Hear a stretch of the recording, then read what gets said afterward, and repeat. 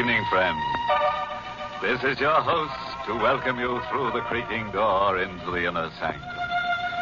Say, let me tell you about the new soap opera I heard the other morning.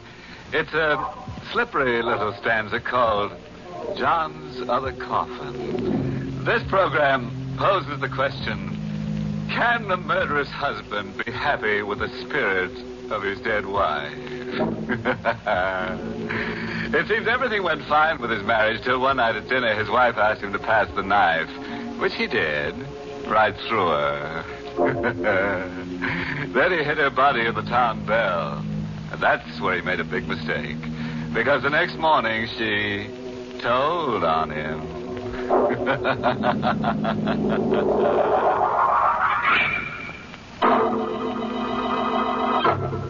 Tonight's Inner Sanctum Mystery, Only the Dead Die Twice, was written by Ed Adamson and Bob Sloan and stars Larry Haynes in the role of Johnny with Alice Reinhardt as Vera. Well, folks, sit right down and make yourselves uncomfortable. If you don't see any murder you want, just ask for it. Ready for tonight's cataleptic continuity? Okay, then. Let's get to Johnny Bryce as he tells his story. It all started only 4 hours ago when I put the wagon away for the night. Ask me how I took a job like that, driving the hearse? Well, ask me and I'll tell you I needed a job. Any kind. But it's a job you never get used to. All the time there's that box riding in back of you. 4 hours ago, I got out of the wagon and started to head for Joe's Grill. But I never got to Joe's. Hello. She was standing at the door. Even in the bad light of the garage, she did things to a dress that knocked your eyes out. So I picked up my eyes and looked again. I've been waiting for you. All your life? An hour of it anyway, Johnny. Hey, you know my name. Mm-hmm. Johnny Bryce. I know a lot about you. That puts you one up on me. I'm Vera Craig. I've got something that might interest you, Johnny. Vera, you've got plenty that interests me. I've got $1,000. See? Hey, that stuff almost looks real. It is real, and it's all yours, Johnny. All you have to do for it is use that hearse. What? There's a body I want you to take away. Whose body? Alex. And who is Alec? My husband. He's in our apartment. It's 23 Grove Street. Well, the parlor handles the orders. Why didn't you call them? I couldn't. Why not? My husband has been murdered. Oh. Then you call the cops. The cops like to know about things like that. I can't call the police. You see, I murdered Alec. You killed him? Yeah. I murdered my husband. You say that like you say, pass me the sugar. It wasn't hard. He was rotten mean. I'm not sorry. I've got to get rid of the body. All you have to do, Johnny, is to get it out of the apartment and bury it. Take it out? A dead body? That should be easy enough for you. I'm not touching anything dead. But you're used to death. It's around you all the time. Yeah, it's around me. That's the trouble. You think I like it? You won't do it for me. Not for anybody. Not even for this. I told you. Not even for $1,000. 1,000, Johnny. 10 $100 bills. See? Look, will you stop sticking that dough under my nose? You can do a lot with $1,000, Johnny. Will you stop it? Think of what 1,000 can do for you, Johnny. You say you don't like your job. I hate it. And you won't have to be sick with your work anymore. You can get away from it forever. Forever? This'll be the last time you'll have to drive a hearse. All you have to do is get rid of Alec's body. $1,000, all for you. It'll free you, Johnny. What do you say? $1,000. What do you think I say? I drove the wagon to the address Vera gave me and parked it in the side alley. The house was one of those broken-down brownstones. The halls were dingy and creepy. I was trying to find the door with the name Craig on it. The hall was so dark I didn't see him standing there. You looking for something, mister? What? Yeah, what's the matter? I scare you? What are you doing here? And that's just what I was going to ask you. I don't like people sneaking around these halls. I'm the super. Oh, the super. Yeah, what do you want here? Nothing. Well, then what are you looking at the doors for? I've been following you. Well, I'm trying to find a friend's apartment. Yeah, who's your friend? I can tell in the apartment. No, thanks. You don't have to bother. I can find it. Look, mister, I don't like the way you act. Maybe I should call a cop. A cop? Yeah, you heard me. Oh, look, you don't have to call a cop. I told you I'm looking for a friend. Yeah, but you still didn't tell me your friend's name. Okay, he's Alec Craig. Oh, Mr. Craig, huh? Well, why didn't you say so? That makes things different. Mr. Craig's apartment's up on the next floor. Rear of the hall. Rear of the hall. Thanks. Hey, wait a minute. Yeah? What is it? No use going up there. Mr. Craig ain't home. But I was... Yeah, he ain't home. He ain't been home all evening. If he was home, I'd have seen him come in, sure. Okay, then I'll talk to Mrs. Craig instead. Missy, you can't do that, mister. He ain't married. There ain't no Mrs. Craig. What kind of a gag was this? The super said there wasn't any Mrs. Craig. Then who was Vera? Well, after the super walked away, I went upstairs. The door to Craig's apartment was part open. I pushed it the rest of the way and walked in. The living room was as cold and gloomy as a morgue.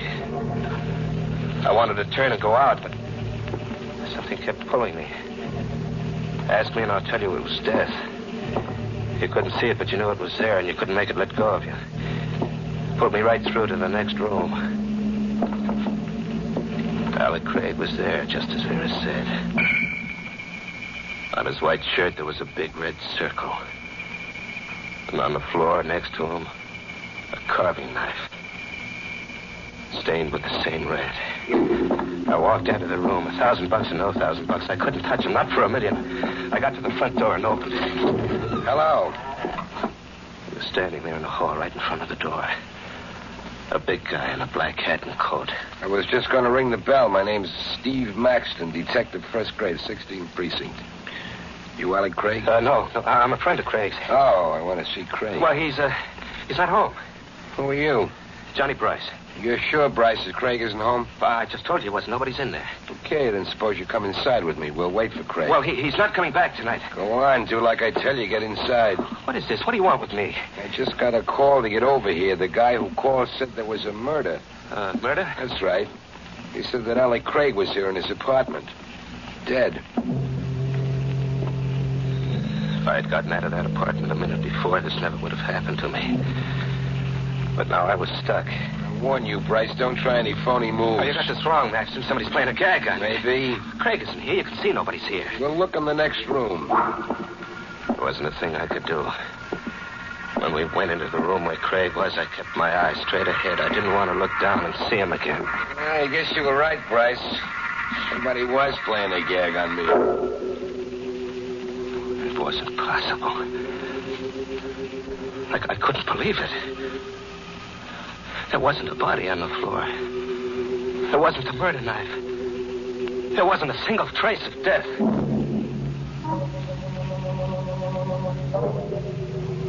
Maxton went out and left me there alone. I stood right on the spot where Craig's dead body had been. My head spinned around like one of those kids' tops that makes that whirling sound. The sound was my own voice asking myself 100 questions that didn't have any answers, and the whirling sound got worse and worse. All of a sudden, it stopped. Hello, Johnny. Vera, What's the matter, Johnny? Aren't you glad to see me? how'd you get here, Vera? How'd you get into that closet? There's a back entrance to the apartment. Look, what's going on here? There was a body right here on the floor. I saw it with my own eyes. Yes, Johnny, you saw Alec's body. I put it in the closet to save you. If that Detective Maxton had found it, then you'd be in trouble, wouldn't you? You said Craig was your husband. He was. You're a liar. The super told me Craig wasn't married. He wasn't your husband, was he? Was he? All right, he wasn't. Why'd you lie to me? Because I wanted to make sure you'd help me. What kind of a game are you playing? When I told you I killed Craig, that was the truth. Why'd you kill him? Because he deserved to die. He was blackmailing me. Johnny, you've got to get him out of here quickly. Oh, no. I'll meet you out at Mount Crescent Cemetery. All you have to do is carry him down the back stairs to the hearse. Nothing doing. I'm not going to touch him. I couldn't put my hands on him. $1,000, Johnny. It's still waiting for you. I don't want this 1,000 anymore. Here, Johnny, I'll give you half of it now. No. When you finish out at the cemetery, you'll get the rest. No, I said... Here, take the 500. I told you no. Now, look what you've done. You only have to pick it up. I'm not going to pick it up. I don't want any part of your lousy dough. Keep it. The deal's off. Oh, no, Johnny. The deal isn't off at all. Not a bit. You're going to do exactly as agreed. Money or no money. You've got to. Now. No. What do you mean? You told me you spoke to the super. He saw you here. They'll find Craig's body if you don't take it out. So they'll find it, so what? That detective, Maxton, he knows you now, Johnny. The detective remembers a face. They're good at that. If Craig's body is found, you'll be blamed for the murder.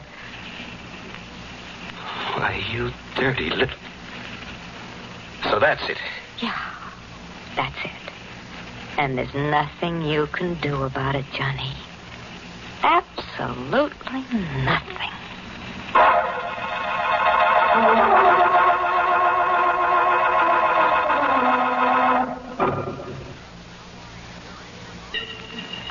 I carried Alec Craig down the back stairs to the wagon. I always thought the dead were cold and stiff. But they're not that way at all. Craig hung over my shoulder like a warm rag doll. And with each step down those dark stairs, he bounced. And his face touched mine. With each step, a scream broke loose down deep inside of me, and I had to bite my tongue to keep the scream from coming out. I finally got him to the wagon. I dropped him into the box.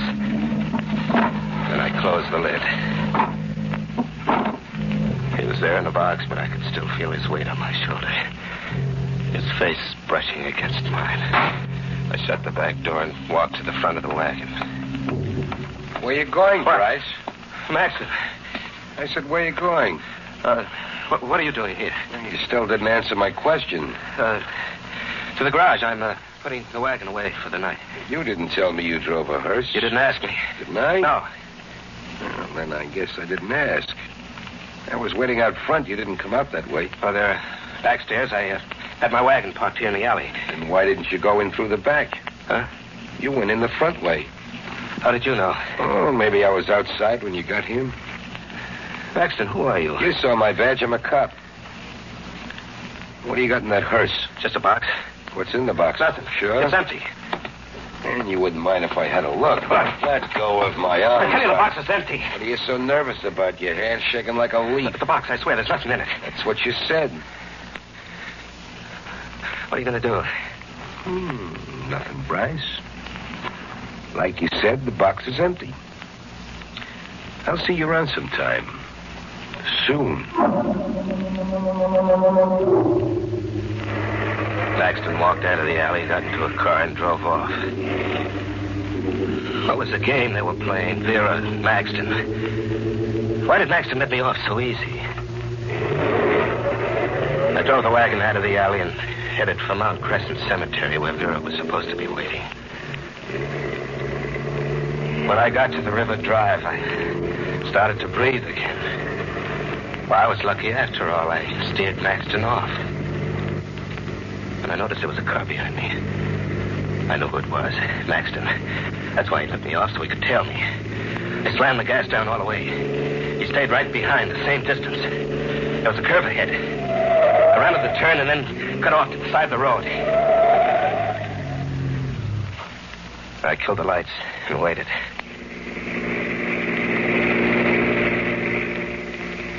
Maxton's car whipped by. I got out of there fast and took a back road for my date with Vera at the cemetery.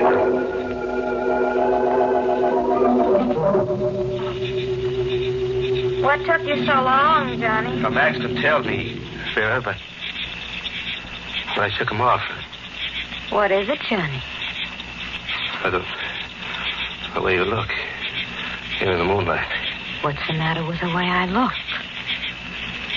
There's something about you that reminds me. Reminds you of what, Johnny? Death. You're not something alive or real. Here's the shovel. You'll dig the grave over there near that tree. No, I can't do it. I can't do any more. This way, Johnny. Stay where you are, Bryce. Maxton. Thought you got rid of me, eh? Maxton, believe me. I had nothing to do with it. It was all her idea. I didn't want to come out here. You picked a Lulu this time, Vera. So you found out, Steve.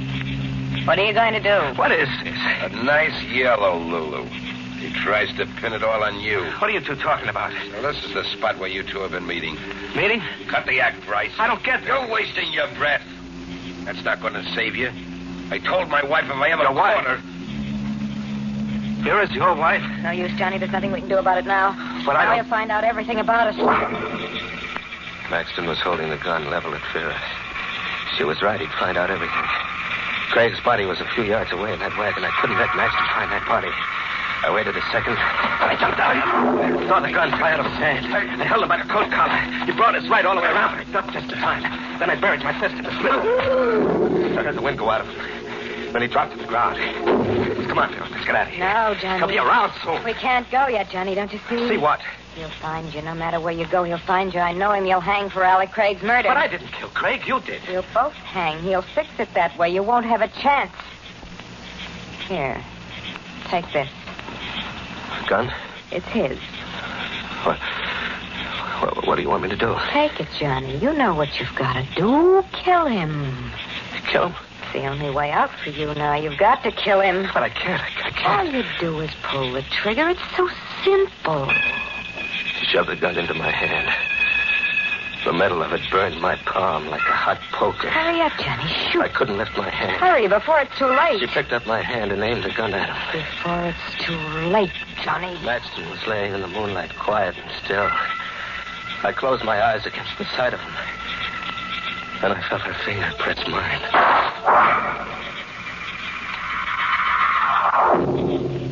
I buried Maxton.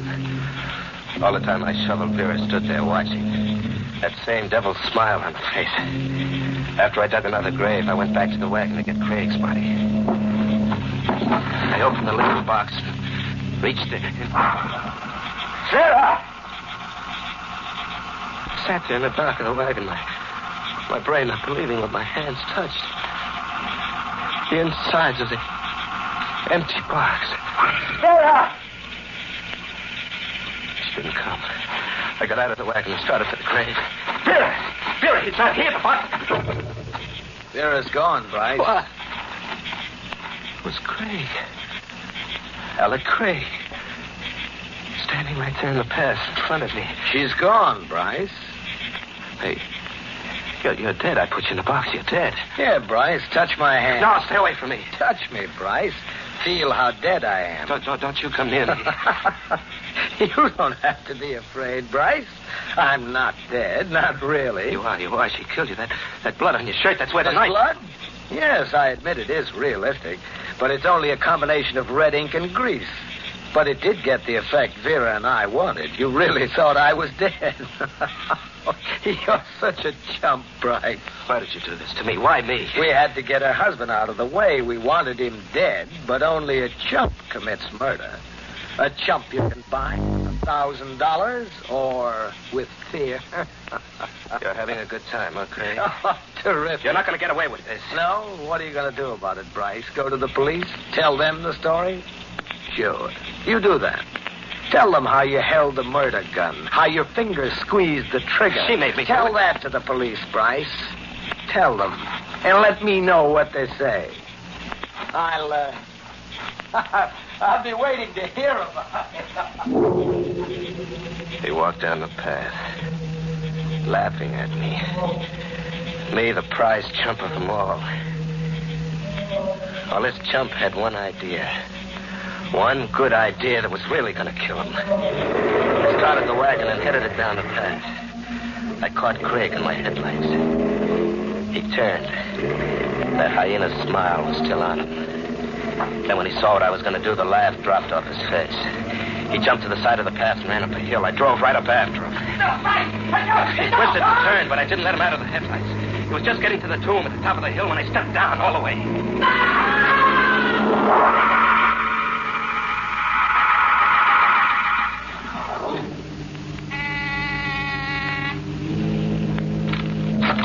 Alec, what took you so long? Hello, Vera. Johnny. What's the matter? Aren't you glad to see me?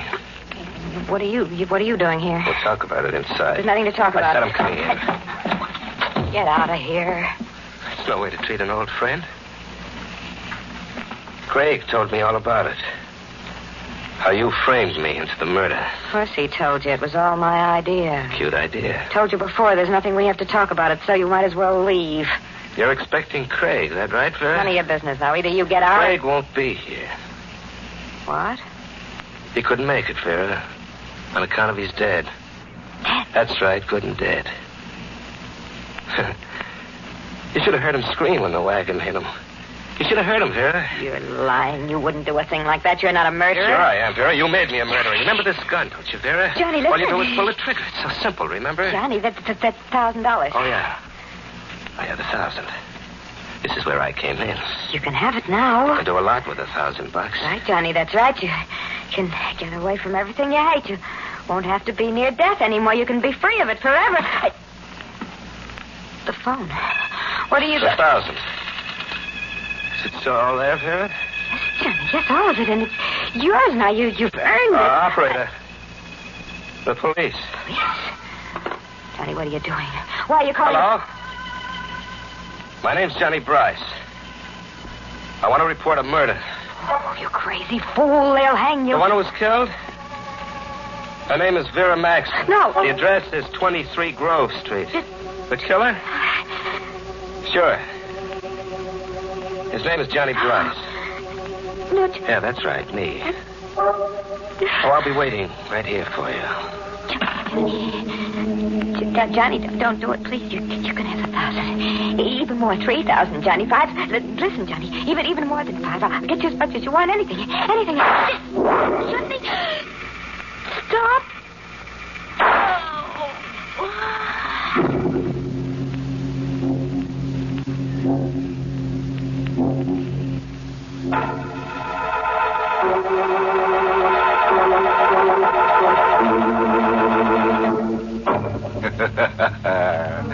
Now, that's the way I like to see our stories finish. Plenty of corpses and no remorses. Well, Johnny finally got the drop on Vera. But you should see the drop the hangman got on Johnny. So there's a moral in tonight's tangy little tidbit.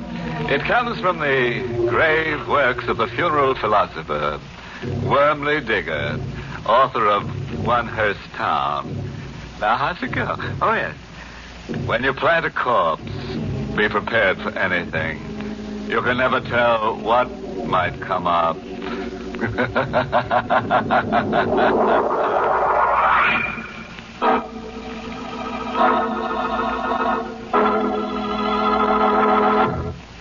Good night. Pleasant dreams.